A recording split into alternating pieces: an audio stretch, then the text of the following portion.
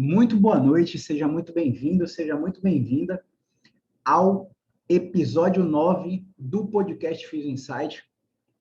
Estamos na terceira temporada desse podcast e nesse podcast eu tenho falado sobre os atalhos e os obstáculos que os fisioterapeutas comuns encontram para chegar à expertise em dor musculoesquelética. Essa aula é uma aula introdutória para o meu curso online chamado Método Be Expert, que você pode ver aqui na tela, que tem o objetivo de transformar o fisioterapeuta num expert em dor, fazendo com que ele viva de consultório, tenha uma agenda forte e estável, não dependa de plano de saúde e nem precise ficar dando descontos para os seus pacientes para atingir o faturamento ideal. Então, eu vou compartilhar a tela aqui com vocês para vocês verem uma introdução de como eu faço na prática clínica a avaliação musculoesquelética e o tratamento, e eu vou falar também sobre 4 casos clínicos que eu atendi, são casos reais, e como foram as minhas intervenções, beleza? Então, vamos nessa. Vou passar a tela aqui do slide, para ver se vai aparecer para vocês. Pronto, beleza. Então, vamos lá. Olha só. O que é preciso para um bom tratamento? 10 itens. Uma anamnese minuciosa, executar corretamente uma triagem de red flags, perguntas especiais, beleza? Avaliação clínica com considerações orgânicas, perguntas especiais para cada órgão e uma abordagem biopsicossocial baseada nas emoções que esse paciente nas emoções que esse paciente pode estar tendo influência na intensidade da dor, tá? Uma inspeção para ver se mudanças de postura mudam a resposta sintomática do paciente, beleza? O exame físico, que pode ser músculo esquelético, neurológico, ligamentar e vascular, principalmente se for cervical, tá? O exame físico, item 5 aí, é o que a maioria dos profissionais não fazem. A maioria dos profissionais apenas anotam a história do paciente e um abraço, prescreve exame de imagem, prescreve remédio, prescreve exercício e não faz o exame físico. Sem o exame físico, o médico não pode saber se precisa de um exame de imagem. Sem o exame físico, o fisioterapeuta ele não consegue classificar o paciente para dar uma intervenção mais assertiva, diminuir o número de visitas para que o paciente gaste menos e se torne, invista menos na saúde dele, né? Pague menos a você e tenha autonomia no tratamento. Então, tudo isso são os achados do exame físico que vão dar para vocês. E a gente não pode desconsiderar isso de jeito nenhum, beleza? Então, vamos lá. Depois a gente vai para o item que é atividades diárias. O que melhora e o que piora o paciente. 7, avaliação de perdas de movimento. 8, coletas de referência, sempre que possível, funcional, mecânica, neurológica e sintomática. 9, testes de movimento. Testes de movimento. 10, classificação, se houver. A gente vai destrinchar cada um desses itens aí agora, beleza? Vamos passar aqui o slide. Isso. Vamos lá. Pronto. Item 1. Passamos demais. Item 1. Do início e com riqueza de detalhes, por qual razão você está aqui? Perceba que essa pergunta é aberta, é um método socrático. Eu deixo o paciente falar, sem interrupção, e ele mesmo reflete o motivo da sua ida ao consultório. E aí a gente pode aplicar questionários. Se a dor do paciente for lombar, a gente pode usar o Oswestry ou Roland Morris. Se o paciente tiver muitas crenças de medo e evitação de movimento, como, por exemplo, na dor lombar, dobrar o tronco, pode pinçar o nervo ciático, fazer com que o nervo ciático irrite, inflame, gere a dor na perna, se muitos profissionais falaram isso para o paciente, a gente aplica um questionário chamado FABQ, Fear Avoidance Beliefs Questionnaire, que vai te dar o grau de medo e evitação para trabalho e para atividade física. Se for mais atividade física, o paciente for um atleta, é melhor aplicar tampa, que é uma outra escala, tá? Depois a gente vai para o risco prognóstico, e aí a gente tem uma ferramenta chamada Startback, a gente vai ver qual o risco psicossocial desse paciente. Se a influência dos fatores psicossociais estão influenciando de forma leve, moderada ou intensa no sintoma do paciente, para saber se a gente vai poder trabalhar com esse paciente sozinho ou vai precisar de um psicólogo junto, de uma psicóloga junto, tá? E aí a gente vai coletar a história pregressa, os episódios anteriores, quantos episódios de crise o paciente teve, de dor no joelho, de dor no lombar, de dor de cabeça, e os tratamentos anteriores, porque, por exemplo, se você for osteopata, se você for instrutor de pilates, se você trabalhar com RPG e o paciente tentou tratamento baseado em RPG e não melhorou, ele já vai ter uma resistência para aceitar seu tratamento, você concorda? Então a gente precisa ficar ligado nisso para alinhar expectativas, tá bom? Flavinha, seja bem-vinda. Luiz Oliveira, Matheus Mendes, Lio Alberto, Cristiano Júnior. Vamos nessa. Vamos lá. Depois a gente vai fazer uma triagem. A triagem vai procurar estratificar se o perfil do paciente é verde, amarelo ou vermelho. Verde seria mecânico de fácil resolução. Amarelo seria mecânico com fator psicossocial, que pode ser leve, moderado ou intenso. Sendo moderado ou intenso, a gente vai trabalhar junto com o psicólogo. Ou o grupo vermelho, que tem uma suspeita de patologia grave. O paciente pode estar com câncer, metástase, fratura, infecção, e você tem que saber avaliar.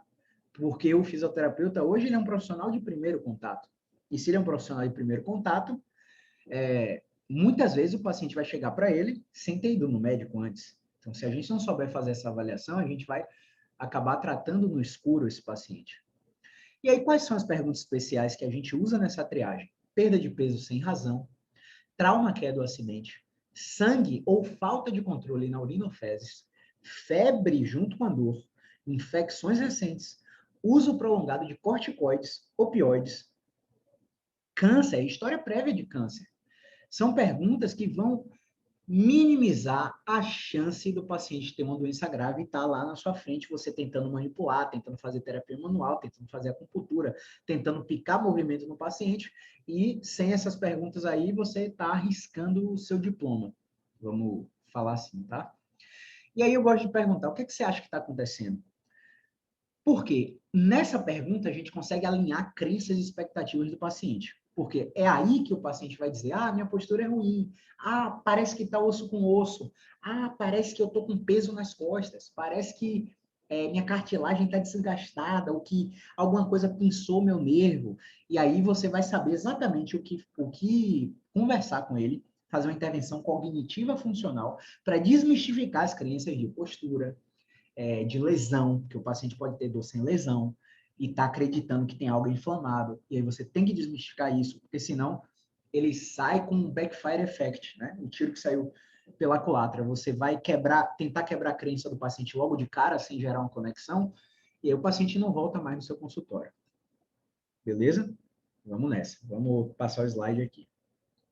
Item 3, avaliação clínica. O que é que a gente pergunta? Né? A gente pergunta, exercício físico, qual a frequência e o quê?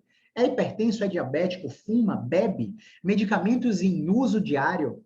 Olha que louco. Olha que louco.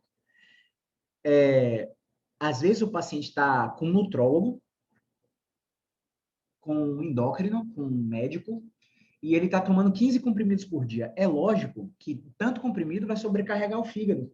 E aí a gente tem um mecanismo chamado facilitação medular.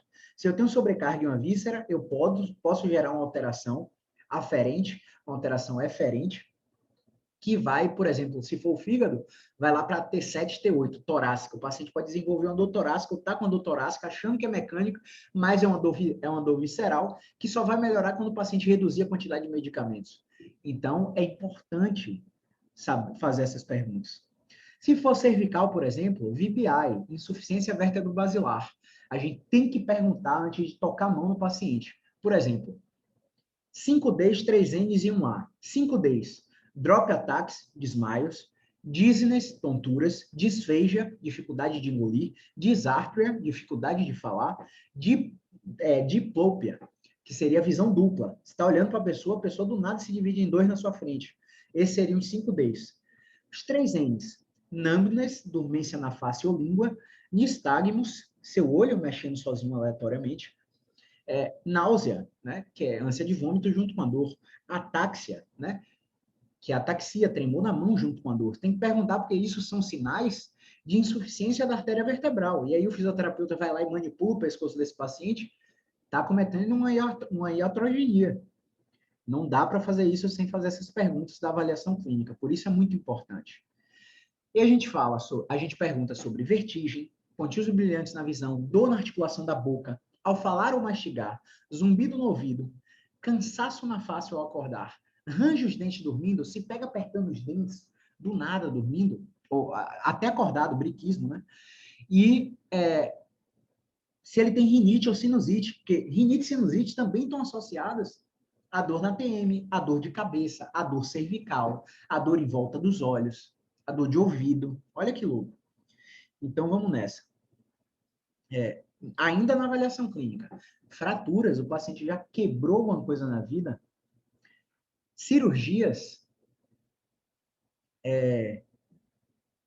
se for mulher, já teve algum aborto, amidalite, nódulos na tireoide, algum problema hormonal detectado, trombose ou algo vascular, último check-up do coração estava ok, asma, infecção respiratória, pneumonias, principalmente agora na época da Covid, né? Azia, gastrite ou refluxo, aí muito paciente fala, gastrite, fez endoscopia? Fez. Tinha H. pylori? Tinha. Repetiu fez o tratamento? Fiz. Repetiu a endoscopia para ver se matou a bactéria? Não. Geralmente, os pacientes que têm algum problema no estômago fazem um procedimento inicial com gastro, mas não terminam, não fazem endoscopia de check-up para ver se matou a bactéria e pode estar com um problema visceral, gerando uma dor torácica, por exemplo, porque a bactéria não morreu com o antibiótico. E ele não fez a endoscopia para repetir. Então, essa pergunta clínica já faz o paciente refletir, pô, caramba, realmente, eu precisava ter voltado no gastro para ver se eu matei esse H. pylori com tratamento medicamentoso mesmo. Beleza? Então, são importantes essas perguntas. E referente ao fígado, esteatose hepática, colesterol alto, será que o paciente tem? Ainda na avaliação clínica, cálculo de vesícula, cálculo renal, quando come gorduras passa mal, duodeno, quando come açúcar, bolos ou tortas passa mal, pâncreas, defeca todo dia, como é o funcionamento? Intestino. Mulheres, endometriose, ovário policístico, mioma, útero-ovário, né? Infecções urinárias, bexiga, ureter. Quando defeca dói, reto. Homens, alteração no PSA, no toque retal, exame de próstata, tá ok? Né? Você está fazendo uma pergunta especial referente ao funcionamento de cada órgão. O paciente se sente super avaliado. O paciente nunca passou por um processo de avaliação como esse, tá? Com tamanho e contexto como esse. Ainda na avaliação clínica, abordagem biopsicossocial, além das considerações orgânicas. Você se considera ansioso? Se sim, de 0 a 10. Que nota você se daria? Sugestão de questionário, RAD e DAS. DAS 21, Depression, Anxiety, Stress Scale e Hospital Anxiety Depression Scale. Você pode colocar HAD e DASS no Google e baixa a escala para entender como são as perguntas, dá para a secretária aplicar, pede para o paciente chegar 15 minutos antes, ou na marcação já encaminha por e-mail, pede para o paciente responder e reencaminhar para o e-mail da sua clínica, do seu consultório, para agilizar o processo. Nem todo mundo eu aplico o questionário, mas quando eu vejo que o fator psicossocial do startback lá da avaliação é muito alto, a gente já faz esse contexto aí para reforçar a necessidade do encaminhamento para o psicólogo. Você se considera estressado? Qual a nota de 0 a 10? Seu sono, deita e dorme ou demora para pegar no sono? Desperta de madrugada? Qual horário? 3 horas da manhã. 3 horas da manhã, horário de fígado. Quantos comprimidos você toma por dia? Caramba, 14. Você tem esteatose hepática? Tenho. Colesterol alto? Tenho. Já tive hemangioma. Olha quanta coisa clínica referente ao fígado a gente achou. Competindo com o horário do ciclo circadiano que ele desperta de madrugada.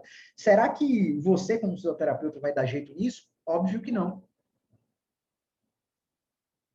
Será que você vai ter a necessidade, não vai ter a necessidade de trabalhar com um médico clínico junto, gastroenterologista junto? Porque se não tratar a víscera, o cara vai continuar com privação de sono, despertando 3 horas da manhã. Desperto 4 da manhã. 4 da manhã é horário do pulmão. Às vezes o paciente está com dor cervical irradiada para o braço, você avaliou tudo, não achou nada, fez terapia manual, fez acupuntura, testou movimento, mas não usou o esteto. Não foi lá no ápice de pulmão auscultar, ver que tem murmúrio vesicular, abolido, crépitos difusos, né, em ápice de pulmão. E aí, quando você encaminha para o pneumologista, o paciente faz uma TC de tórax que está com câncer de ápice de pulmão. Que o câncer de ápice de pulmão gera dor cervical irradiada para o braço. e é super confundível, né? Se é que existe essa palavra, me perdoe aí se não existe. É um super fator de confusão no diagnóstico, tanto médico quanto fisioterapêutico, de dor cervical irradiada. O cara acha que é uma radiculopatia, acha que é um bloqueio de movimento, acha que é uma restrição com aderência de raiz, mas não pensa na possibilidade do paciente estar com patologia grave, porque não soube avaliar o paciente, né? Então, são importantes, nem precisa falar, né, sobre essas questões. Na abordagem biopsicossocial, o que a gente faz? Eu pergunto, dessas emoções, qual mais te afeta negativamente? Me diga no máximo duas: tristeza, ansiedade, raiva, mágoa, medo, preocupação e impaciência ou culpa. O paciente geralmente fala: preocupação, mágoa, ansiedade. Você já vai conhecendo o contexto e as emoções que são mais predominantes no problema desse paciente. Beleza? Ai, pessoal do Instagram, bora Bahia, minha porra, olha lá a camisa aqui atrás, ó. Tá no meio da gravação aqui, mas vocês estão vendo a camisa, eu tive que botar a camisa aqui, somos campeões do Nordeste, enfim. Vamos nessa, vamos prosseguir aqui. Vamos prosseguir. E aí você vai conhecendo o contexto desse paciente, né? O contexto emocional desse paciente e vai identificando, pô, realmente um psicólogo sistêmico vai ajudar, um psicólogo em TCC vai ajudar, um psicólogo Gestalt vai ajudar, e você já sabe mais ou menos como é a conversa de encaminhamento para esse paciente. Item 4, inspeção, mudanças de postura alteram a intensidade, área ou localização do sintoma. Exemplo, o paciente está com dor lombar irradiada para a coxa. Aí eu faço, empino o bumbum e estufa o peito, mudou a postura. A dor na coxa está onde? Agora a dor na coxa está na lombar. Ou seja, houve uma mudança no sintoma, né? Então é importante a gente saber. Relaxado, senta relaxado. A dor estava na coxa, desceu para a perna. Porque isso é uma pista para a gente testar o movimento lá na frente, tá? Alterações. Existem alterações aberrantes na postura, por exemplo, lateral shift. O paciente está com o tronco desviado. Bem louco, né? É estranho, mas chega muito paciente assim com dor lombar. Ou então o paciente está com torcicolo agudo, né? O desvio é bem relevante, é inequívoco na sua inspeção. Você está olhando e está vendo que o paciente está com o tronco desviado, e isso começou logo depois da crise, não é uma coisa da vida dele, não é uma escoliose, por exemplo. É uma coisa que começou depois da crise, cervical ou lombar. Exame físico. Miótomos, área correspondente à raiz nervosa. A força muscular está preservada? Por exemplo, o paciente está com dor lombar, perdeu força de L1, flexão de quadril. Perdeu força de L4, né? L2. Perdeu força de L5, S1, ficar na ponta do pé, ficar nos calcanhares. Então, é importante a gente saber testar os miótomos. Dermátomo, alteração de sensibilidade. Área da pele correspondente à raiz nervosa. Exemplo, o paciente está com dor cervical irradiada para o braço. Aí você pega aqui, ó, no meio do antebraço do paciente, né? Pega aqui, ó, para a câmera pegar. Simultaneamente nos dois. E o paciente, ó, o lado que dói, eu sinto menos. Tem alteração de sensibilidade. Você vai anotar como referência neurológica, tá? O paciente tem hiperreflexia ou o paciente é normoreflexo? Me fala aí. Exemplo. Você botou o paciente sentado, pegou o martelinho de reflexo, deu uma porradinha no tendão patelar, o paciente deu uma bicuda, né? E do outro lado, o paciente não teve resposta, né? É um sinal de hiperreflexia que merece ser investigado. Ou então vai no tendão do aquileu, dá uma porradinha com o martelinho de reflexo, o paciente faz plantiflexão quase que tetânica, né? Pode ser um sintoma de lesão do motoneurônio superior. E aí não é uma questão ortopédica, você tem que saber encaminhar, saber avaliar, para saber se o paciente é para você, se ele é prego por seu tipo de martelo ou não. Tensão neuroadversa, teste de estresse neurodinâmico. Do membro superior, a gente pode fazer LASEG cruzado, SLAMP. Teste de instabilidade ligamentar, Sharper Plus é de instabilidade ligamentar alta, de OAA, né, articulação occipito-atlanto-axial, lá na cervical alta, ou alterações vasculares, que são aquelas perguntas especiais que a gente já conversou, né? 5Ds, 3Ns, 1A, tá bom? Agora a gente vai para atividades diárias. O que acontece quando você curva, está sentado, levantando, em pé, andando, deitado, parado e movimentando, o que é melhor, o que é pior? Manhã, durante o dia, ou à noite, quando é melhor, quando é pior. Exemplo, paciente sentado é muito ruim, sinal que ele não gosta de flexão. Paciente em pé não sente nada, andando não sente nada, sinal que ele gosta de extensão. Ou então andando é muito ruim, levantando é muito ruim, em pé é muito ruim, mas quando eu sento, eu não sinto nada, ou seja, ele gosta de flexão e odeia extensão. Você vai começar testando o movimento por onde aí, né? Você já tem uma pista. Ah, parada é muito ruim, quando o movimento melhora. Alta variabilidade, já é pista de alguma classificação que a gente vai falar lá na frente, beleza? Vamos lá.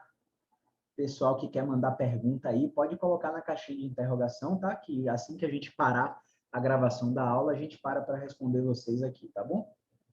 Vamos nessa. Item 7, avaliação de perdas de movimento. Deixa eu ajustar aqui o cursor. Avaliação de perdas de movimento. Como que eu posso fazer para avaliar as perdas? Por exemplo, cada segmento articular, ele vai ter uma quantidade de movimentos. Por exemplo, punho, flexão de punho, extensão de punho, desvio ulnar, desvio radial. Aí você compara com o punho que não dói, você vê nitidamente que o desvio ulnar é menor no punho que dói. Ou seja, você anota, perda de movimento, desvio ulnar, punho direito. Pescoço, que não tem como comparar, né? Como punho, cotovelo e ombro, que dá para comparar os dois lados. Pescoço. Como é que a gente faz para dizer que tem perda? Se a gente olha para cima, provocador. Se a gente olha para baixo, provocador. Roda para a direita, provocador. Se tem dor, tem perda. Por mais que o movimento pareça completo, mesmo que você compare rotação direita com rotação esquerda e pareça completo, o lado direito doeu. Então, você infere. Rotação direita tem dor. Você anota como referência mecânica.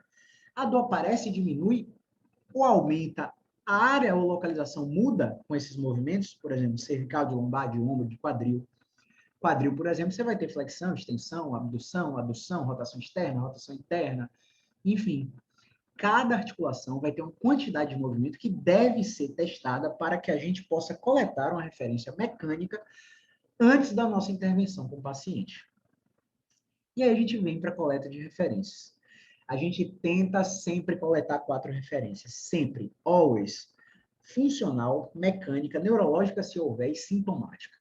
A funcional é o que o paciente não consegue fazer, por exemplo, sexo com a esposa, por causa de uma dor no quadril, por causa de uma dor de cabeça, por exemplo, carregar o filho no colo, por causa de uma dor no ombro, sentar prolongado para dirigir, pegar um engarrafamento por causa do lombar.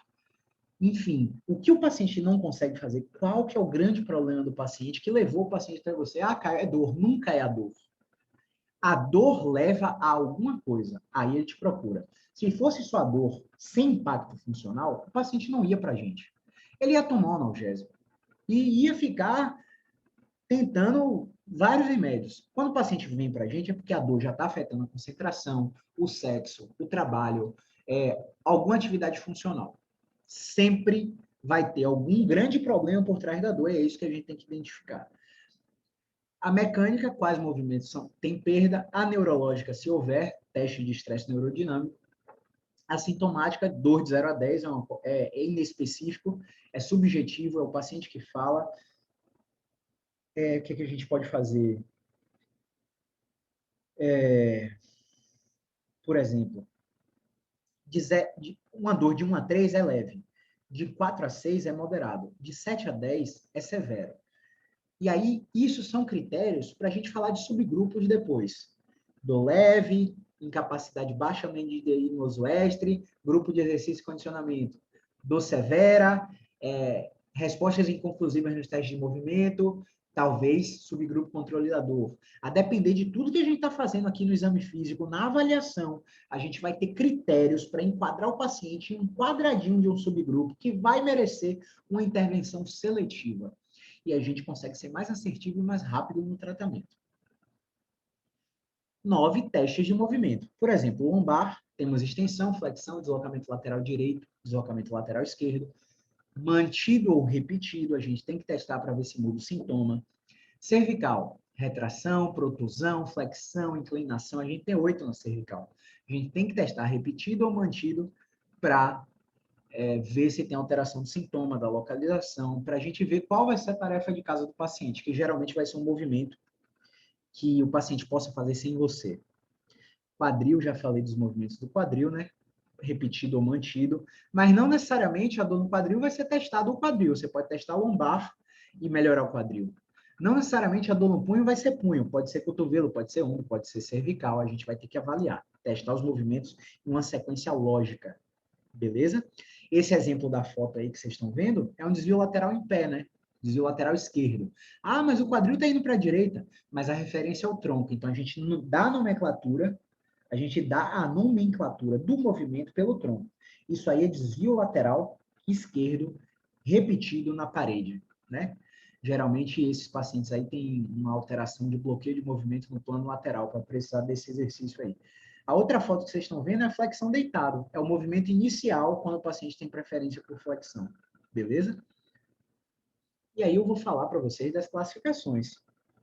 Vamos imaginar, você que está vendo a tela aí, bora imaginar que o paciente chegou para você com hérnia de disco cervical. E aí, ele cai, eu tenho hérnia de disco, eu quero tratar. E aí, você vai tratar... Ah, hérnia de disco, o trapézio deve estar tenso, o econ deve estar tenso, o escaleno deve estar tenso, vamos fazer liberação miofascial, vamos fazer dry needling, vamos fazer ventosa, vamos fazer tração, porque a hérnia deve ter algo comprimido, então temos que separar espaço entre as articulações. Esse raciocínio linear caiu por terra. Esse raciocínio linear morreu. Por que morreu? Porque a dor tem interferência de vários aspectos. Vários aspectos. E na fisioterapia, o cara pode vir com hernia de disco, mas pode ter essas 15 situações diferentes. Né? Então, ele pode ter uma hérnia e ter um bloqueio de movimento que está atrapalhando, que está gerando a dor, que está influenciando na dor. Ele pode ter uma hérnia, uma restrição de movimento. Uma hérnia, uma restrição com aderência de raiz. Uma hérnia e um problema postural. Uma hérnia e uma patologia grave. Uma hérnia e uma síndrome de dor crônica. Uma hérnia, uma síndrome de dor inflamatória, uma hérnia, um diagnóstico inconclusivo, uma hérnia sendo uma dor radicular não mecânica, uma hérnia sendo a dor radicular mecânica, uma hérnia sendo uma situação pós-cirúrgica, uma hérnia sendo uma dor sacroiliaca, pélvica, gestacional, uma hérnia com um quadro clínico, apresentação clínica de estenose, uma hérnia com apresentação clínica de uma articulação estruturalmente comprometida, e na verdade não é a hérnia que está fazendo doer, é o cara tem HTLV, tem espondilite anquilosante, tem uma fusão lombar, né? Seria essa classificação 14 que vocês estão vendo aí. Ou pode ser ele tem uma hérnia, mas o que está gerando a dor dele é um trauma. Então, aquela pergunta, Caio, eu tenho hérnia de disco, qual o melhor tratamento? Não sei. Depende da classificação. Ah, e qual é a minha classificação? Depende da minha avaliação. Você entende como são várias variáveis? Vamos passar aqui só para vocês, só para a gente brincar. Como é que a gente vai selecionar as intervenções aqui? Baseada na resposta sintomática. E esquece a biomecânica. Só lembra da biomecânica se for um pós-operatório e se tiver 21 dias, porque depois de 21 dias eu já não olho biomecânica mais. Não estou dizendo que eu estou certo, nem que eu estou errado. Eu estou tentando ensinar para você a minha prática clínica que gera os meus resultados. E se você quiser ter resultados parecidos com os meus, até melhores que os meus, você vai somar o que eu estou te falando aqui. Tá? Esquece a biomecânica, trabalha com a resposta sintomática. Durante um teste de movimento, por exemplo, o paciente está com dor lombar, você colocou a extensão para ele fazer. A dor dele, antes de fazer o teste, pode estar zero. E durante o teste ser produzida. Então, a resposta aí seria produz, PZ. O paciente pode estar com dor antes de fazer o teste. Ele faz o teste, a dor aumenta, a dor diminui, a dor distancia, sai da lombar, vai para a coxa. A dor aproxima, sai da coxa, vai para o quadril. A dor não tem efeito, não afeta, não é afetada, seria nenhum efeito. Ou a dor pode sumir durante o teste de movimento. Pode abolir, pode simplesmente desaparecer. Essas seriam as respostas sintomáticas intrateste, durante os testes de movimento. E aí, depois que você fez as extensões lá, as flexões, as retrações, as extensões de ombro, as flexões de quadril, seja lá o que você estiver tratando, existem respostas sintomáticas que vão acontecer depois do teste de movimento. E aí, por exemplo, o paciente pode ficar pior, o paciente pode não piorar, o paciente pode ficar melhor, o paciente pode não melhorar, o paciente pode ficar distanciado, aproximado, o paciente pode não ser afetado, nenhum efeito. E essa combinação de resposta durante o teste e após o teste vão me dizer o sinal do semáforo, que pode ser vermelho para eu mudar a direção do movimento, que pode ser amarelo para aumentar a força ou para eu alternar o movimento, E pode ser verde para eu continuar com mais do mesmo, que o paciente vai melhorar muito rápido, né? Assim a gente seleciona as intervenções. E eu vou passar para você um caso clínico aqui agora, para você ver como a gente gerenciou esses casos clínicos, tá bom? Vamos nessa. Primeiro caso clínico. Dona Maria, 65 anos, com quadro de dor lombar severa, 8/10, irradiada na perna, abaixo do joelho, com dormência e formigamento nos pés, após uma queda da própria altura, há 4 meses. Foi em emergência, onde foi prescrito medicação injetável, oral, exame de imagem, que foi um ATC da lombar, e do quadril, e nada foi detectado no exame de imagem, ok? Vamos nessa. Não apresenta perda de peso sem razão, febre junto com a dor, incontinência urinária nem sangue na urina ou fezes. Ela acredita que a coluna dela saiu do lugar. Não apresenta comorbidades e não consegue mais dirigir nem ficar sentada há muito tempo. Na inspeção, a mudança de postura do sentado relaxado para o sentado ereto reduz apenas o formigamento, mas não muda a dor. Vamos nessa? Vamos passar o slide aqui.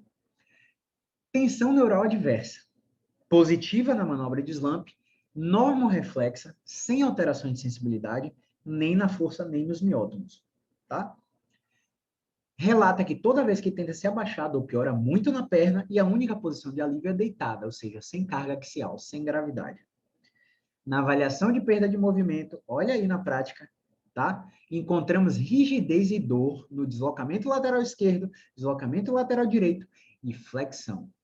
A extensão em pé diminui a dor na perna, mas quando ela para de fazer a extensão em pé, a dor dela continua igual. Ó, diminui e não fica melhor, né? Resposta intra, resposta após o teste. Quais são nossas referências aí nesse caso? Deslocamento lateral direito, deslocamento lateral esquerdo, flexão, slump, como teste neurodinâmico aversivo, sentado prolongado e dirigir. Olha que louco. 1, 2, 3, 4, 5, 6 referências. A gente tem 6 coisas para mudar, para mostrar para o paciente que ela vai melhorar com a intervenção da gente. E aí, vamos nessa. Passando o slide aqui. Vamos lá. Vamos passar aqui o slide. No teste de movimento, ela relatou que a extensão deitada diminui a dor na perna e ela não fica melhor depois. Ou seja, diminui durante e ela não fica melhor. Luz amarela, mais força. Vamos nessa. Após colocar mais força na extensão deitada, ela relatou que a dor dela aumenta na perna e depois ela ficou pior. Aumenta durante, pior depois. Luz vermelha, mude a direção. A gente vai sair da extensão para ir para onde? Aqui para você a camisa. A camisa está aqui atrás. A gente vai sair da extensão para ir para onde? Para a flexão. Ao tentar a flexão deitada, ela relatou que a dor na perna some e ao ficar de pé ela continua igual. Ou seja, durante abole, depois não melhor. Ela assumiu a dor durante, mas não ficou melhor depois. Resposta sintomática durante, resposta sintomática após. Na flexão sentada, ela relata nenhum efeito. Nenhum efeito tanto durante quanto após. E aí eu tenho a opção, nenhum efeito é luz amarela. E a luz amarela pode ser mais força ou alternativa de movimento. Sendo mais força, a gente iria para a flexão em pé. Pela minha experiência, eu fui logo para flexão com rotação, que é no plano lateral. E aí o que é que aconteceu? Ao acoplarmos a flexão com rotação direita, por que direita? Porque o tronco está rodado para a direita e o joelho está rodado para a esquerda. Eu estou fechando o espaço do lado esquerdo para ver se melhora a dor na perna. Ela falou que tinha dificuldade para respirar, mas a dor continuava igual, ou seja, nenhum efeito. Ao realizarmos mobilização em flexão com rotação, que é mais força do que só flexão com rotação, ela aumentou a dor na perna e ficou pior, luz vermelha. A gente foi para os planos, a gente esgotou as possibilidades do plano lateral, fechando espaço, a gente teria possibilidades para abrir espaço ainda, mas esgotamos aqui. E qual seria a classificação dela?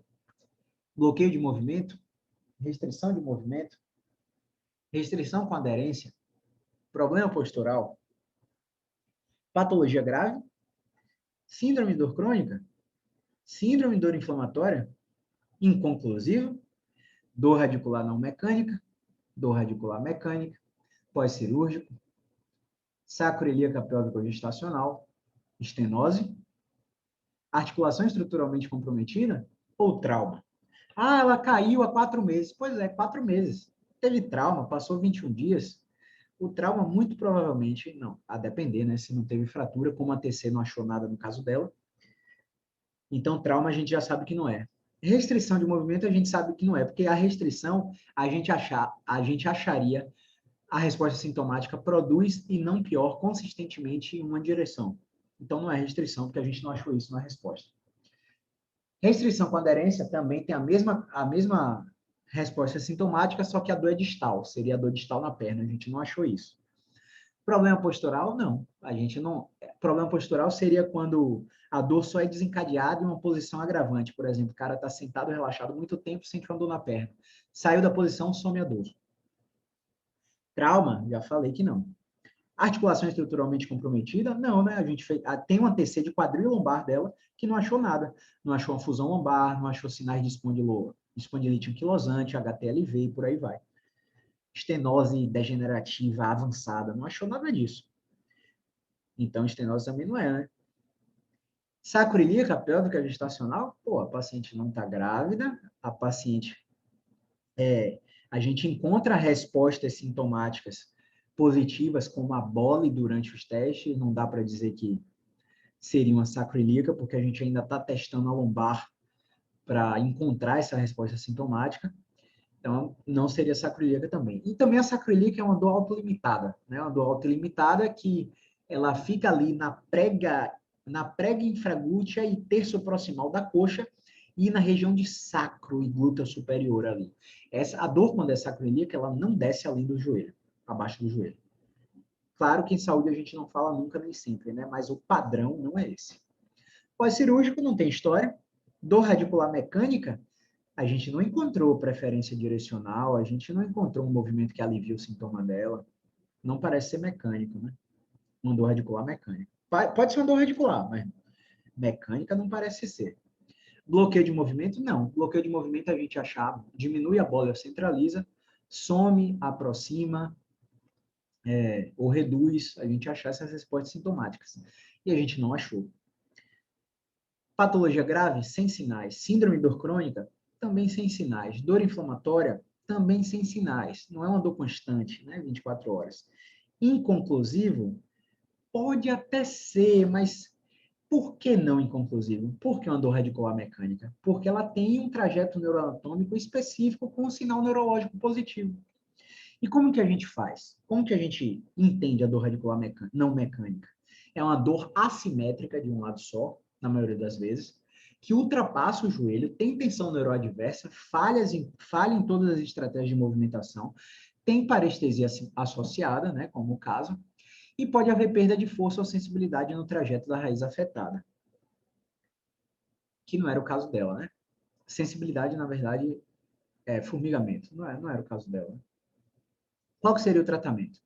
Exercícios em ADM indolor, mantendo o paciente ativo, neuromodulação por terapia manual, neurodinâmica clínica para desensibilizar o nervo, educação com base em neurociência da dor, encorajamento para atividade física, né, com a educação para saber qual a história natural do paciente. Esses pacientes têm sido beneficiados com tração manual, seja ela manual, pneumática, eletrônica ou subaquática. Alguns pacientes com radiculopatias não mecânicas são beneficiados com essas intervenções. É um grupo muito pequenininho, mas tem alguns que são. E falar para ela que a história natural dela é favorável, que em 3 meses ela pode mudar de classificação para uma obstrução de movimento e por aí vai, né?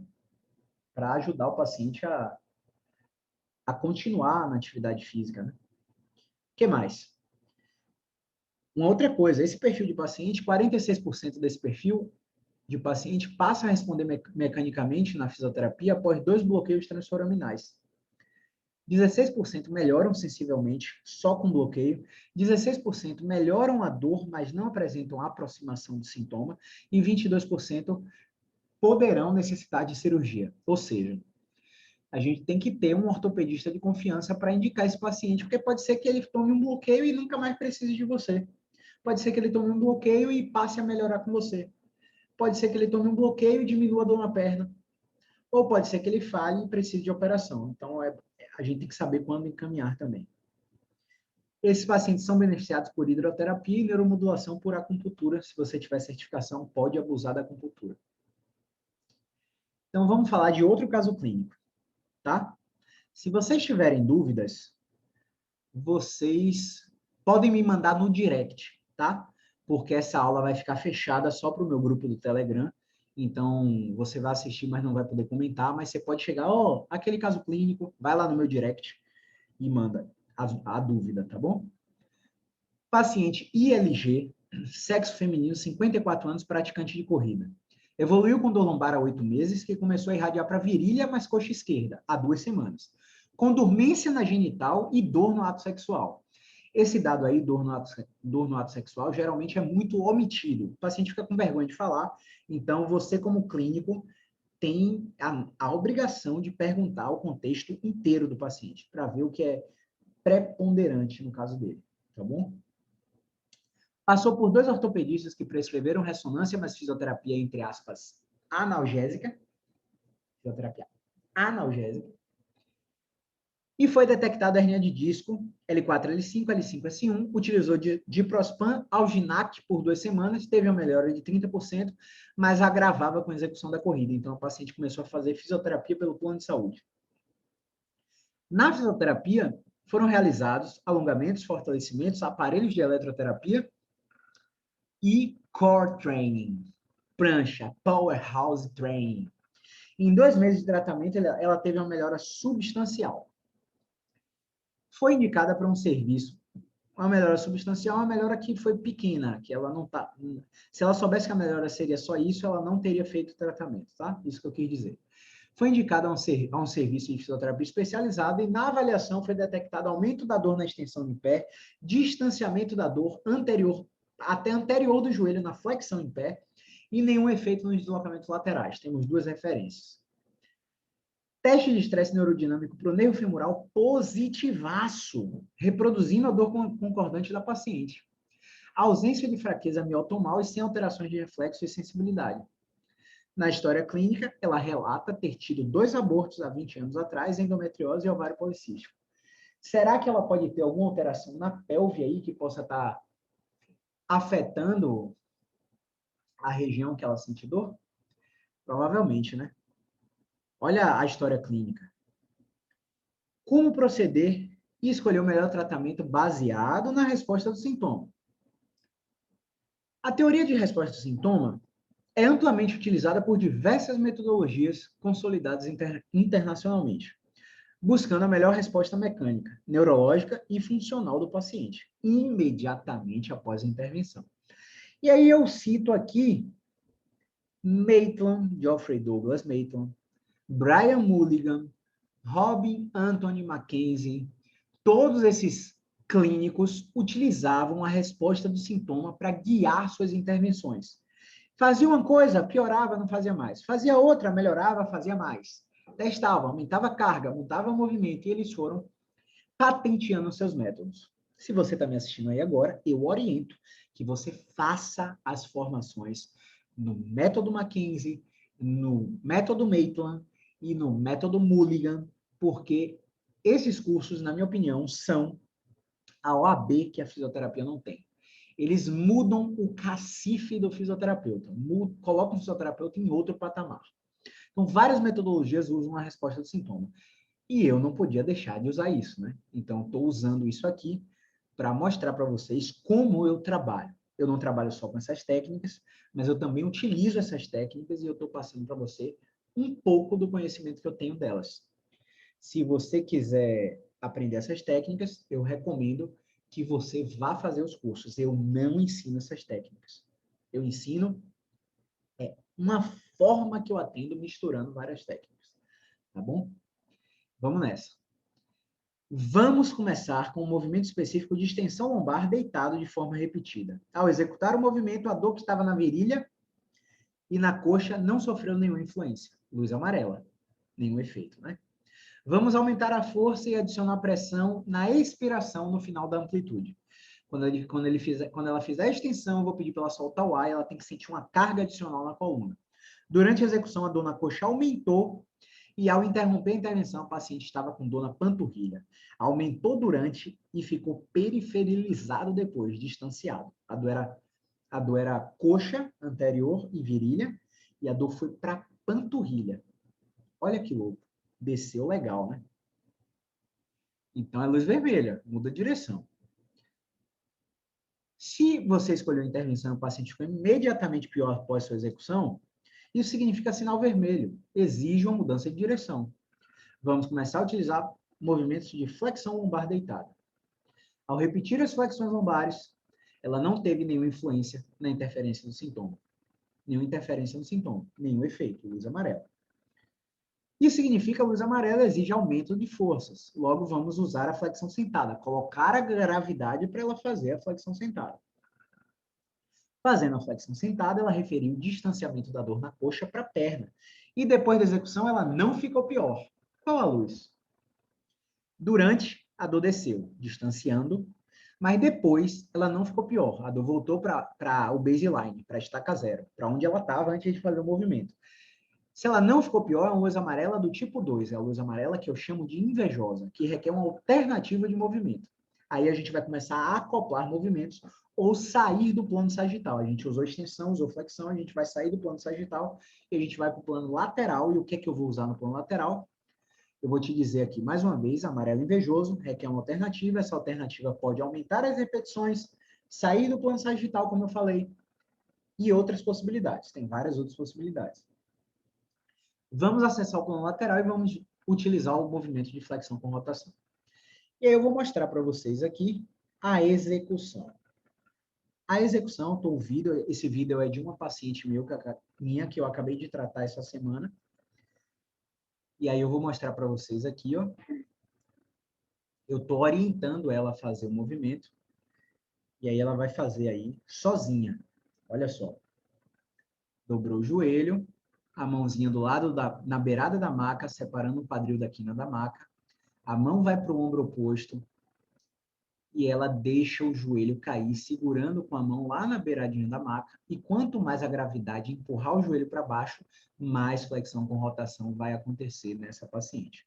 O que está acontecendo aí? Eu estou fechando espaço do lado esquerdo. A dor não era coxa esquerda e virilha, eu estou fechando espaço aí para ver se muda a resposta do sintoma. Quando eu fiz isso, a resposta sintomática durante foi some. Ela disse que não tinha dor para fazer isso.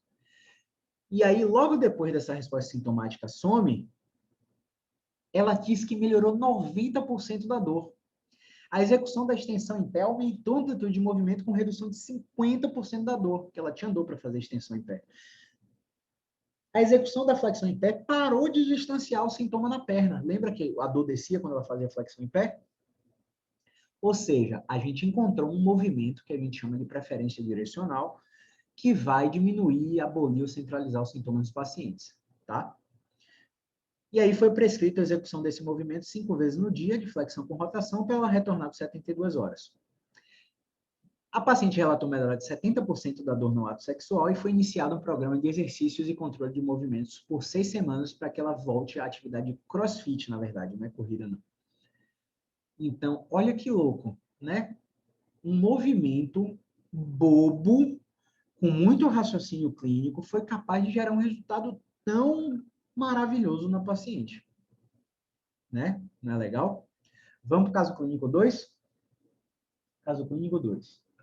Vamos nessa. Caso clínico 2. Paciente RDF, 36 anos, atleta de futevôlei 3 vezes na semana, praticante de corrida 3 vezes na semana, evoluiu com dor no joelho direito após prática de futevôlei há 1 ano. Procurou ortopedista, fez ressonância magnética, teve o diagnóstico de dor anterior no joelho, mas ROFIT, inflamação da gordura de Rofa, e foi prescrito fisioterapia anti-inflamatória. Fisioterapia anti-inflamatória. Quem fala uma besteira dessa não é fisioterapeuta, né? Com certeza não é fisioterapeuta. Se fosse, não falaria uma besteira dessa.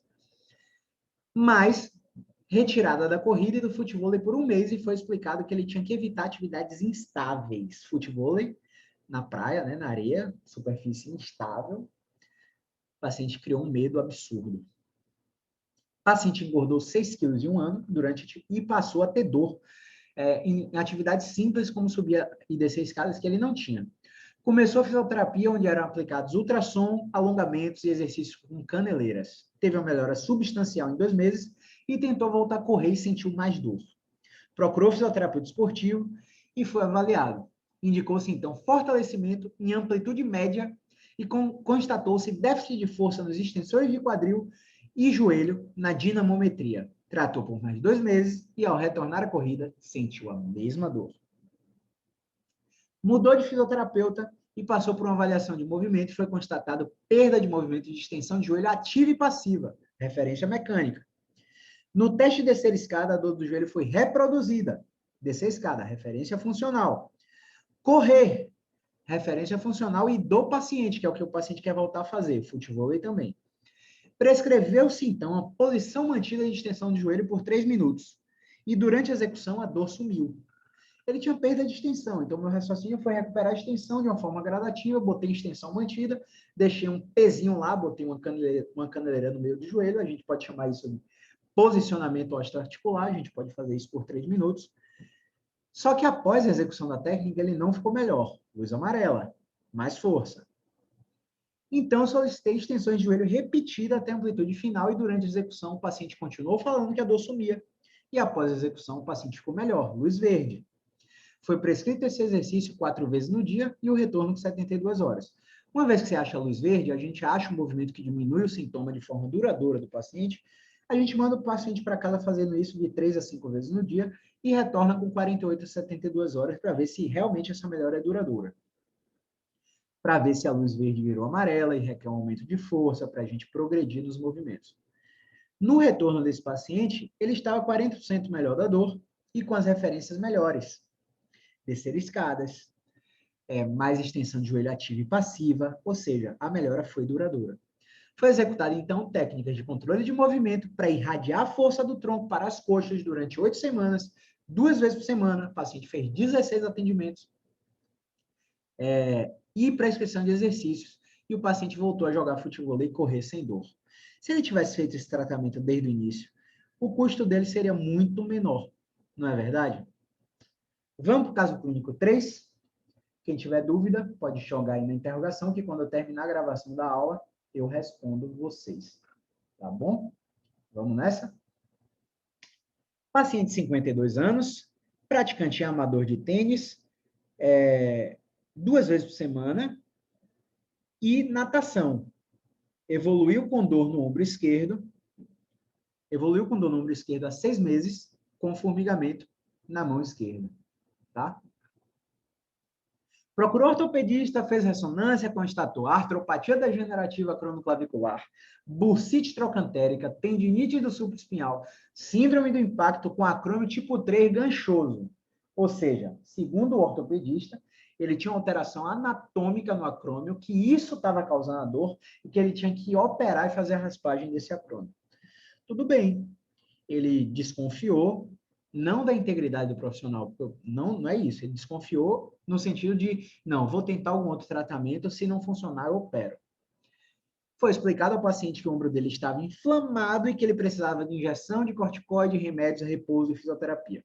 Após 3 meses de tratamento e inatividade física, o paciente não estava melhor nem tinha voltado ao seu esporte. Na fisioterapia foi constatado discinese escapular e prescrito 4 semanas, 3 vezes por semana, de fortalecimento do serrátil anterior, do trapézio inferior com halteres e elásticos. O paciente tentou voltar a nadar e sentiu dor novamente. Procurou um fisioterapeuta especializado, músculo esquelético. Na avaliação, foi constatado, mesmo apesar do paciente não ter dor no pescoço, todos os 8 movimentos do pescoço provocavam a dor concordante do ombro do paciente. Olha que louco.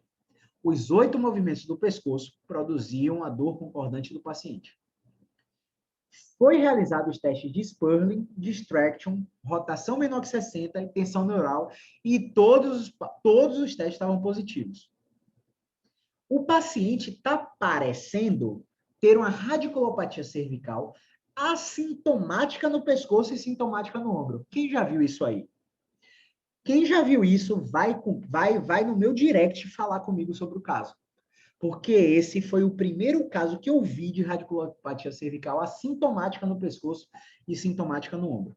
Todos os outros que eu já tinha visto nos meus quase 7 anos de formado de radiculopatia cervical, doía o pescoço e irradiava para escápula, ombro, braço, antebraço e mão. Então, esse foi o meu primeiro caso e eu confesso que eu fiquei quebrando cabeça para resolver aí, para tentar ajudar. Então, eu prescrevi um movimento de retração cervical e durante a execução a dor no ombro aumentava. Depois de 15 repetições, o paciente estava pior, luz vermelha. Então, retração não é o caminho. Aí eu comecei a prescrever movimento de flexão cervical e não houve efeito. Luz amarelo, aumente a força. A flexão cervical com pressão do paciente também não teve efeito. E aí eu comecei a acoplar movimentos, colocar retração com flexão, e o paciente começou a falar que a dor diminuiu durante. E ficou melhor depois. Então foi prescrito para ele retração, flexão, para casa, 4 vezes no dia, por 72 horas para retornar. O retorno, o paciente estava 80% melhor, e ele questionou que a discinese continuava lá. Aí eu expliquei que a discinese não tinha nada a ver com o problema dele, e aí eu boto uma observação aqui para vocês. Veja como uma questão de informação pode repercutir negativamente. O paciente estava tendo a crença de que a discinese era uma alteração negativa do corpo dele que precisava ser corrigida e que por isso ele não melhorava. E ele percebeu que com o tratamento do pescoço dele ele melhorou brutalmente e a discinese continuava lá.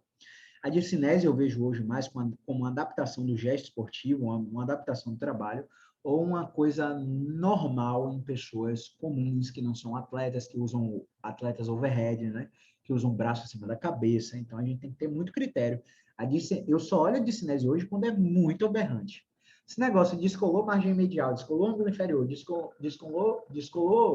ângulo superior do gradil costal, é muito irrelevante. Mas é só minha opinião, tá? Não quer dizer que esteja certo ou errado. Eu não tenho resolvido nenhum problema de paciente com dor no ombro corrigindo discinese. Até porque os protocolos de exercícios para corrigir discinese, quando a gente acompanha por 6 meses, o paciente não corrigiu a discinese. Ah, mas aumentou a força do serrátil. Claro, se você disse que a dor era fraqueza e você está trabalhando fortalecimento, se você não aumentar a força, você é pelo amor de Deus, né? Claro que aumentou a força. Mas o aumento da força não foi determinante para que o paciente melhorasse. Tanto é que os estudos têm comparado exercícios específicos para a escápula e para o ombro versus exercícios gerais em pacientes com dor no ombro, e os dois grupos têm melhorado igual. Então, não tem por que você ficar caçando movimento, não tem por que você ficar caçando movimento específico para corrigir uma alteração de escápula do paciente. Uma vez que, por exemplo, eu tenho um paciente com dor no ombro que eu botei ele 6 semanas para fazer agachamento, salto, aterrissagem, avanço, mobilidade de quadril. O paciente melhorou absurdamente do ombro.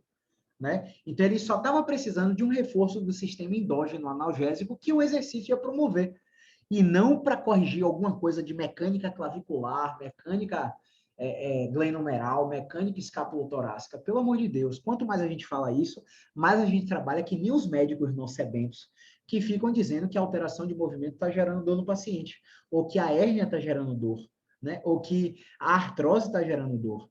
Tudo isso são alterações normais da idade, alterações que são irrelevantes quando a gente fala de dor. Né? Dor é um processo multifatorial, né? É uma experiência sensorial, desagradável, emocional, né? Dor é emoção, pensamento e sentimento, tudo ao mesmo tempo. Tudo ao mesmo tempo, misturado. Não dá para se dizer que uma alteração anatômica está gerando dor no paciente. Então, eu gosto de fazer uma analogia, antes da gente terminar essa aula aqui, eu falo com vocês assim, quem está ao vivo aí, faz o comentário, né? Interage aí. Quando eu falo para vocês sobre, por exemplo, eu vou falar aqui uma palavra qualquer. Quando eu falo academia, o que é que vocês pensam? Quando eu falo academia, eu já penso músculo. Quando eu penso músculo, eu já penso articulação. Quando eu penso articulação, eu já penso exercício. Quando eu penso exercício, eu já penso emagrecimento. Quando eu penso emagrecimento, eu já penso alimentação saudável. Quando eu penso em alimentação saudável, vai me dizendo aí nos comentários. Quando eu penso alimentação saudável, eu já penso fitness. Então, a partir de uma palavra que é academia, meu cérebro criou uma teia de conexões com diversas outras coisas que fazem sentido para mim. Na dor é a mesma coisa. A dor é a mesma coisa. Quando o paciente pensa na dor, automaticamente já vem. Caramba, essa dor de novo, não vou conseguir trabalhar. Não vou conseguir trabalhar, caramba, será que eu vou ser demitida? Caramba, como é que eu vou conseguir pagar a escola do meu filho? Meu Deus, eu vou ter que usar mais ainda o dinheiro do meu marido, da minha esposa? Pô, não estou me sentindo bem com isso. Meu Deus, para onde meu casamento vai? Ó, dor cria uma teia, só que negativa, com várias experiências baseadas no sistema de cultura, crenças e pensamentos do paciente. Então, a gente tem que ter muito cuidado para dizer que uma coisa está gerando a dor, pelo amor de Deus, para você não colocar mais uma informação errada nessa teia, nessa hub, que vai fazer com que o paciente perpetue o sintoma. Então, voltando ao caso clínico, foi prescrito exercícios de controle de movimento para cintura escapular e gestual esportivo, mimetizando as braçadas do nado crawl, que é um tipo de nado, né, que o paciente faz muita rotação por minuto e muita força extensora do ombro e tríceps, né? Com bastante ativação não, mas com bastante estresse da cápsula anterior do ombro, principalmente não, nesse gesto da braçada aqui, ó, né? E aí, não é que eu esteja dizendo que isso está causando a dor, mas a gente já sabe funcionalmente quais são as estruturas que podem estar sendo afetadas, né?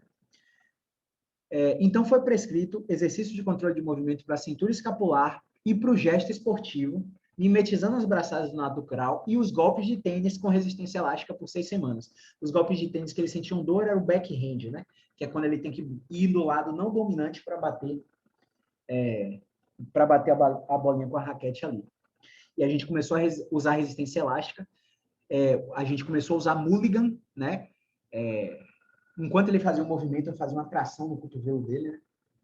Uma tração no antebraço dele em um sentido, com a tração no braço dele em outro sentido, para promover um cisalhamento articular. Segundo Mulligan, seria uma alteração de falha posicional, né?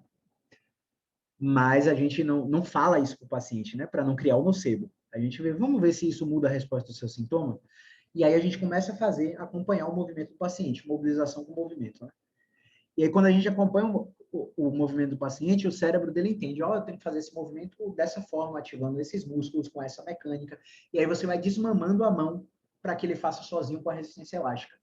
Eu gosto de usar o Elastos, né? Aí, o Elastos nem me patrocina, mas eu estou falando nessa aula dele, né? Eu gosto de usar o Elastos, botar o gancho lá e ficar bem no ângulo que o paciente faz o movimento, tá? E aí? Ainda está confuso? Olha lá, ó. Olha as figurinhas. Aí você que está assistindo deve dar uma risadinha aí agora, viu? O que é o que eu estou abrindo a oportunidade para vocês agora na segunda-feira? O que é o método BeExpert? Vamos lá. O método BeExpert é uma formação completa em fisioterapia musculoesquelética com ênfase no tratamento da dor. É um curso original criado por mim, tá?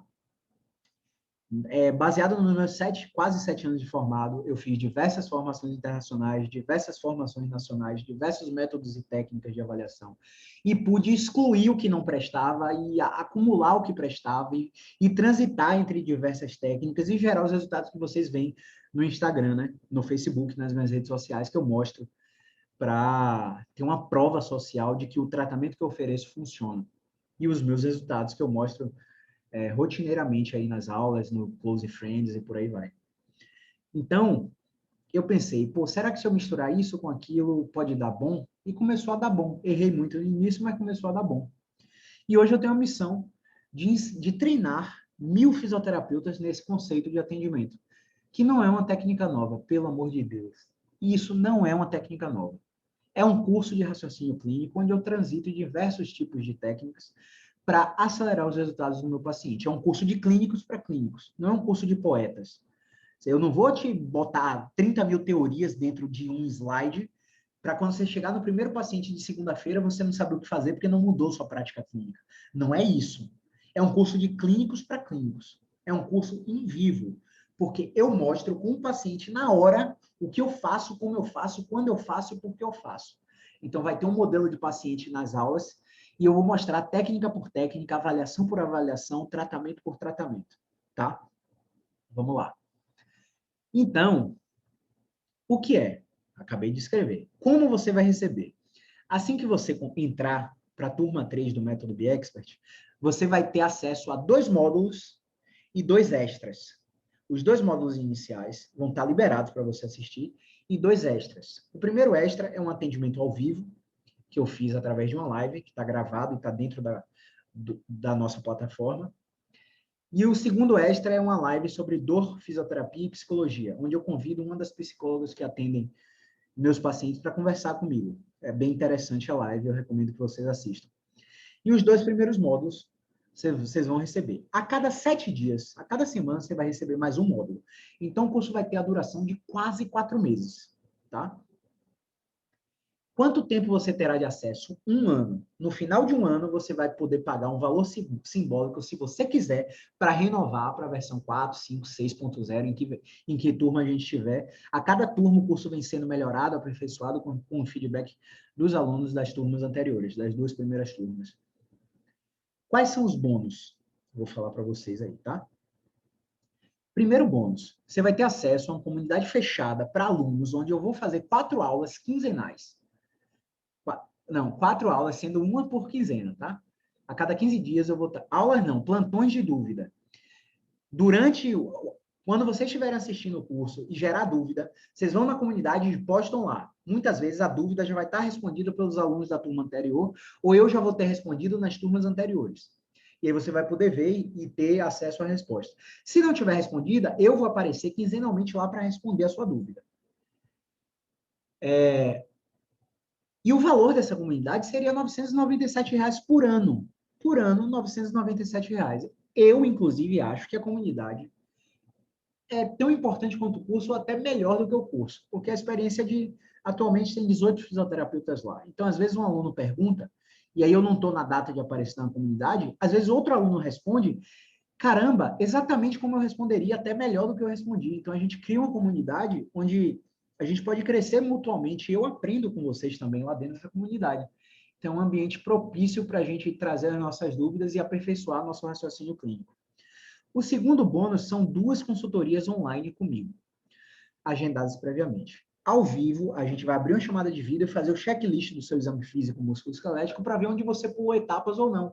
O que eu melhoraria no seu atendimento, qual seria a minha sugestão, o que não é que esteja certo e errado, mas como eu faria, se teria alguma coisa para melhorar. E aí, os alunos que já fizeram as consultorias sabem o quão importante é esse processo. Porque muitas vezes o fisioterapeuta pula etapa na avaliação e não tem um resultado por causa disso e não sabe onde pulou etapa. E aí eu estou lá para dar essa supervisão e você vai ter 2 gratuitas. Cada consultoria atualmente custa R$ 260, então esse valor seria R$ 520. Você vai receber gratuitamente. O terceiro bônus é um módulo de inteligência financeira para fisioterapeutas, onde eu abro o modelo de gestão do meu consultório. Eu abro para você e eu te dou uma sugestão de como aplicar isso no seu para ter disponibilidade de verba para fazer cursos que apareçam, ter oportunidades de mudança de consultório e por aí vai. Então, é fundamental, porque isso não é ensinado na graduação.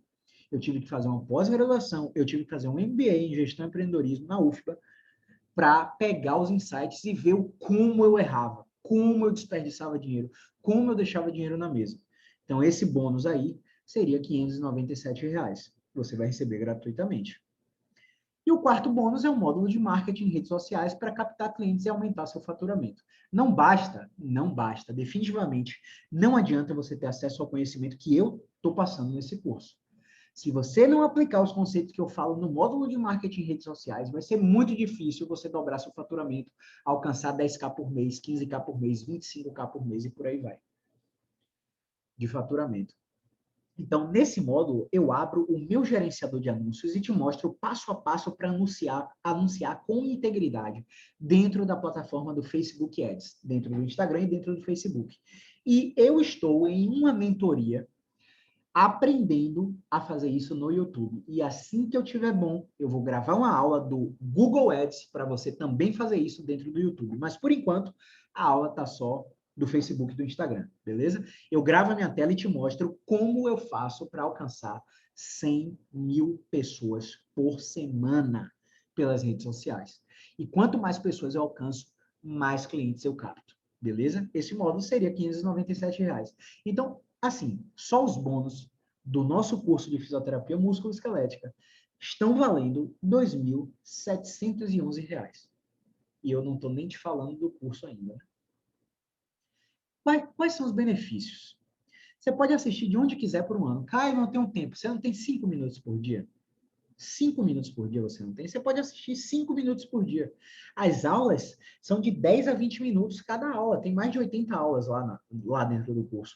Acho que a aula mais longa que tem é de 1 hora, que é justamente o módulo bônus.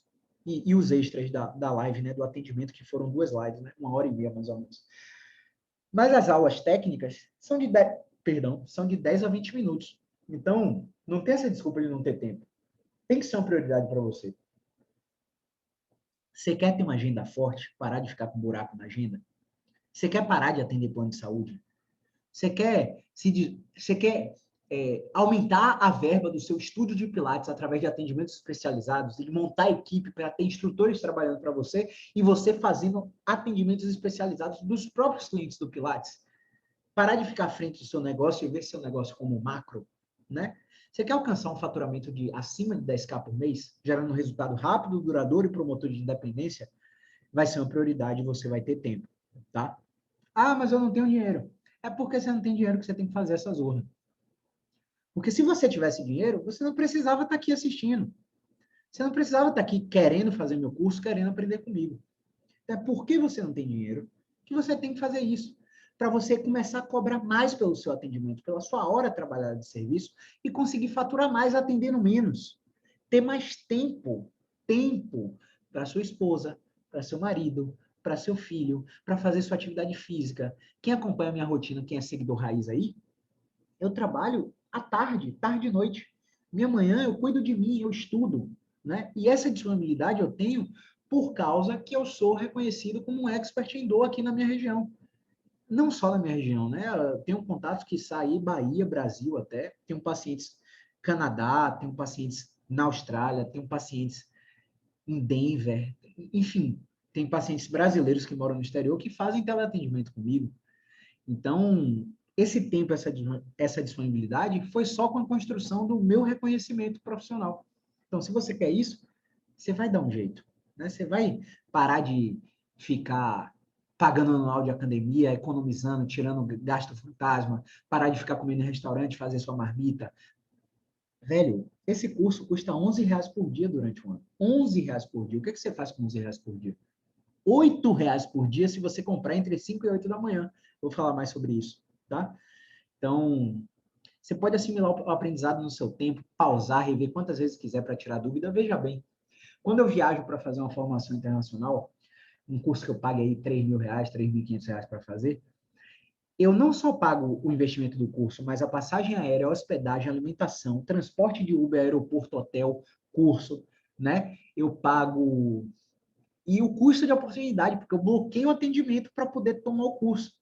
Né? E um curso online não vai bloquear seu atendimento, você vai atender, você vai assistir as aulas gravadas no tempo que você tiver. Você não vai deixar de ganhar por não estar trabalhando como cursos presenciais costumam fazer, né? Então, isso tem que ser pensado, né? Não precisa gastar com hospedagem, passagem aérea, não precisa fechar sua semana de consultório e deixar de ganhar 3, 5 mil reais para fazer uma formação sólida, que custaria entre 2.500 e 3.300 reais. Eu não conheço, no Brasil, nenhuma formação completa em fisioterapia musculoesquelética que ofereça isso que eu estou te falando. Nem nas sociedades e associações. Que elas preferem vender cursos de partes do corpo. Curso de coluna, curso de joelho, curso de ombro, curso de tornozelo, curso de dor crônica.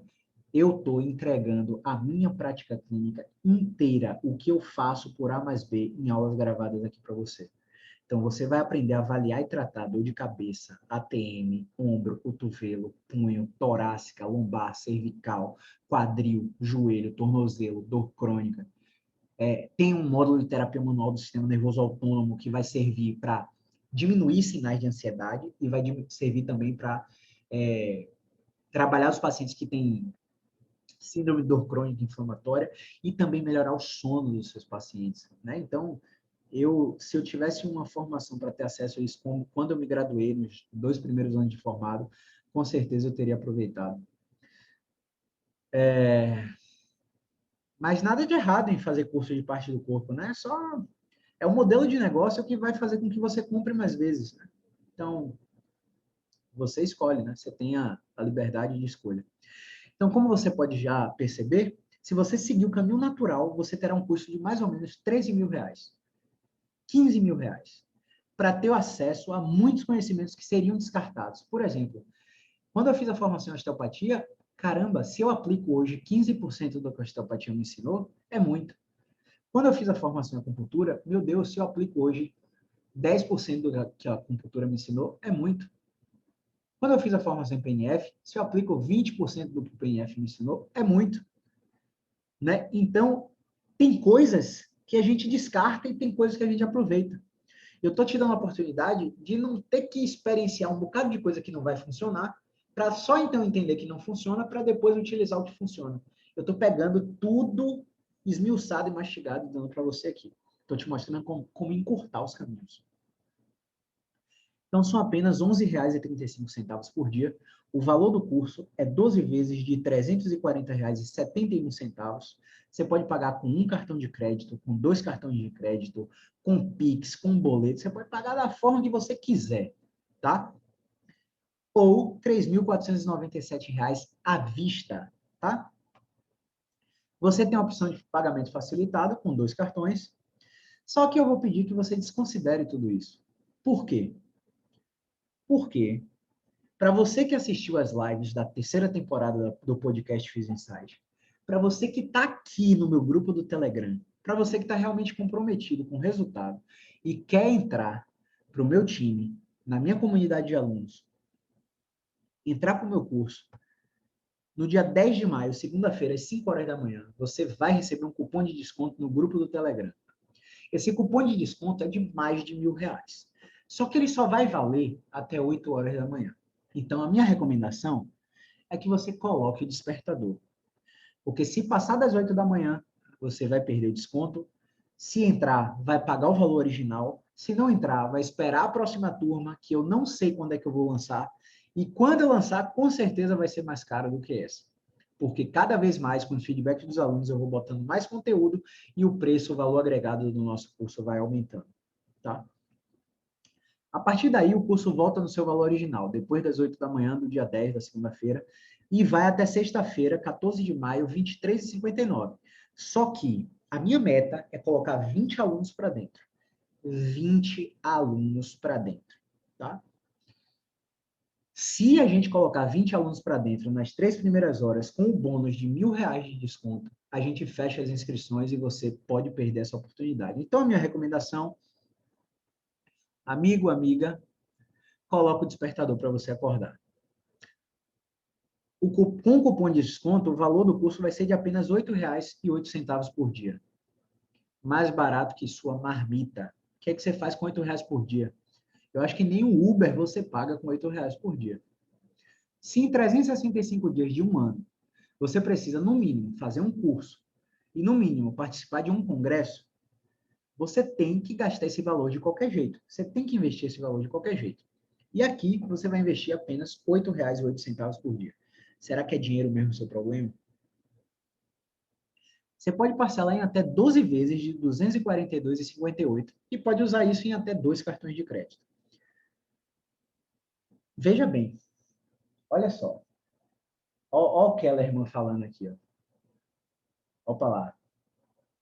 Eita, quem entrou foi aluno aí, viu, no Instagram. Grande Tati, minha piscina maravilhosa. Ó, Kellerman, esse curso é top demais. É cada pulo do gato que você fica besta. Pode ter certeza que quem fizer o curso, a médio e longo prazo ele se paga, vale cada centavo. Obrigado, gratidão mesmo, viu, Keller, pelo seu feedback. Gratidão. Muita gratidão. Vamos lá, vamos continuar. Olha só, esse valor, 12 vezes 242,58, pode ser pago à vista, R$ 2.498,86, como você está vendo aí na tela. 2 pacientes, se você cobra 120 de sessão, 120, 130, 2 pacientes, 2 atendimentos no mês pagam o curso. Às vezes, se você fizer o programa de fidelização, baseado no conceito que eu vou te ensinar, um paciente paga o investimento do curso inteiro. Então, hoje eu tenho a convicção que o problema não é mais se meu curso é bom. Eu sei que meu curso é bom. Hoje eu entendo que talvez você que está me assistindo aí não esteja comprometido a assistir o curso e botar em prática exatamente o que eu passo lá. Por quê? Hoje a gente tem 18 alunos e dentro da plataforma a gente vê quem fez o curso todo, quem fez só metade, menos da metade, 70%, 30%, a gente tem todos os dados.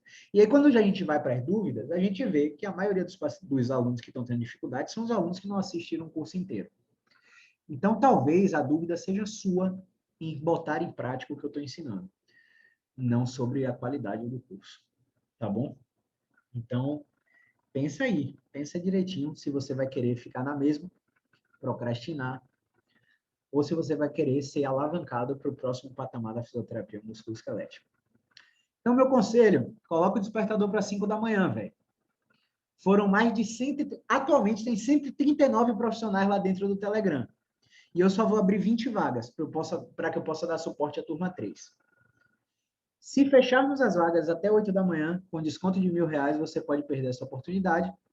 E não se preocupe, porque o risco está todo em minhas costas. Por que está todo em minhas costas? Porque você tem uma garantia incondicional. Eu disse incondicional, de 7 dias. Se nesse prazo você achar que o curso não é para você, basta um e-mail, sem letra miúda, e eu devolvo integralmente seu dinheiro, faço o estorno no seu cartão de crédito. Quando você entrar lá, você vai ver os 2 primeiros módulos, como eu falei, e vai ver os 2 extras. Se você assistir e ver, caramba, não faz sentido o que esse cara está falando, esse cara é doido, você me manda um e-mail, velho, que eu devolvo o seu dinheiro integralmente durante esses 7 dias. Sua garantia é incondicional de 7 dias. Beleza? Você vai receber uma mensagem no Telegram com todas essas informações. Então, finalizando, eu espero você no meu time, segunda-feira, entre 5 da manhã e 8 da manhã. Abraços, movimento é vida.